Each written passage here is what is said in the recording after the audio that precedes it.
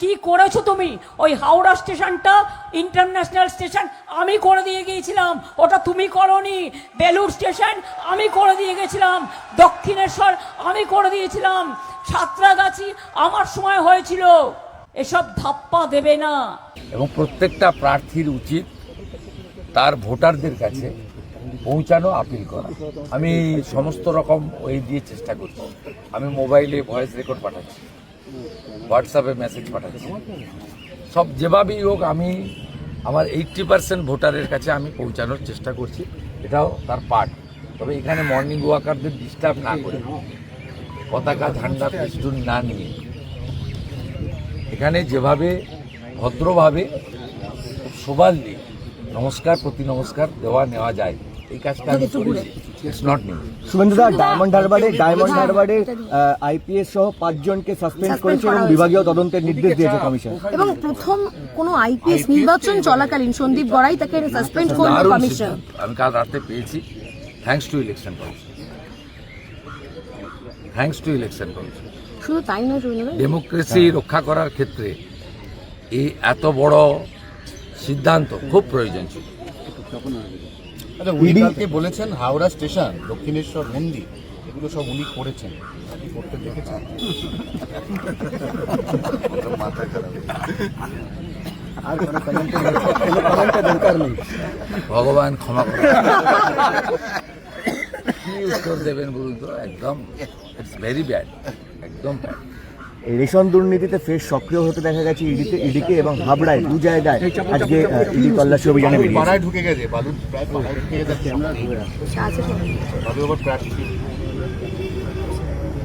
শ্রী মনোরঞ্জন বালুর মানে একদম ঘাড়ের কাছে নিঃশ্বাস। না, বালু তো ঘুরে এসছে, আর একবার আবার যাবে। মমতা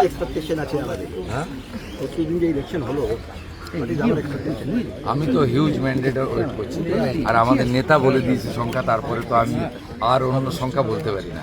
110 অনারেবল অমিত শাহজি ডিক্লেয়ার করছেন, ওটাকে রেসপেক্ট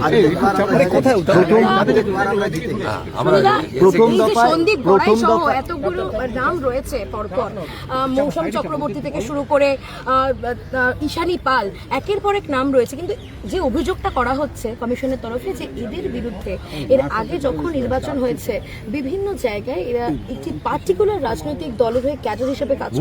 গুন্ডা ভোট লুটের গুন্ডা, রেজিস্টার্ড গুন্ডা।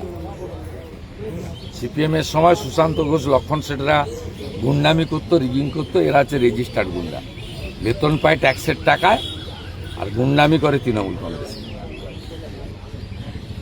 মমতা বন্দ্যোপাধ্যায় বলছেন যে প্রথম দফায় বেআইনিভাবে ভোট পড়েছে বিজেপিতে। কর্মীদের বলছেন যে বুথ আগলে রাখতে। পরাজয় স্বীকার করে নিয়ে আপনার বয়স হয়েছে, বিশ্রাম নেই। অশনি সংকেত দেখছেন। পরাজয় স্বীকার করে নেওয়া কার্যত। আর বাকি যা আছে 29 তারিখ দুপুরবেলা বলে দিতে হবে। পারলাম না, বলবেন ইলেকশন কমিশনের কাছে আমি পরাজয় স্বীকার করি। प्रथम दफा मैंडेट के बाद दूसरे चरण में कैसा वोट हो सकता है? क्योंकि ममता दीदी कह रही है कि जहां पे दूसरे चरण का मतदान होगा वो उसका गढ़ है, दुर्ग है। ना कोई गार्ड नहीं, चैलेंजिंग है। इलेक्शन कमीशन और केंद्रीय सुरक्षा बल अच्छा काम ही करेगा। और वो पहले चरण में जो 1-2 छोटा खाटा जो लैकूना उनको मिला है, उसको भी वो रिपेयर कर लेगा विद एक्सपीरियंस। इसलिए आने वाला 29 का चुनाव बहुत तगड़ा होगा, अच्छा होगा।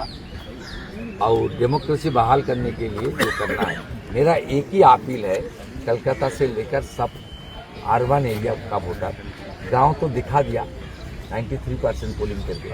आप भी आपको 95% करना चाहिए।